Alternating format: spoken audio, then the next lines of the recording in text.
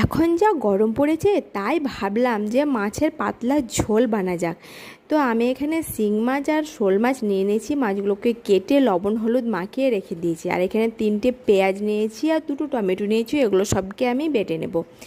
তারপর মাছগুলোকে ভালোভাবে ধুয়ে নিয়েছি। এবার আমি একটা কড়াই বসিয়ে কড়াইয়ে তেল দিয়ে দিয়েছি, তেলটা গরম হয়ে গেলে দিয়ে দেবো 5 ফোড়ন। তারপর দিয়ে দেবো পেঁয়াজ বাটা, পেঁয়াজ বাটাটাকে একটু নাড়াচাড়া করে ভেজে দিয়ে দেবো টমেটো বাটা, লবণ, আদা রসুন বাটা।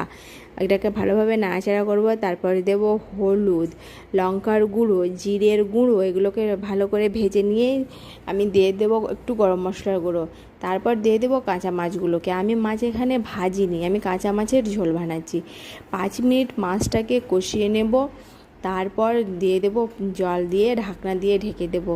আর এখানে দেখো আমার ঝোলটা ফুটে গেছে আর মাছটাও রান্না হয়ে গেছে। ভিডিওটি ভালো লাগলে লাইক করে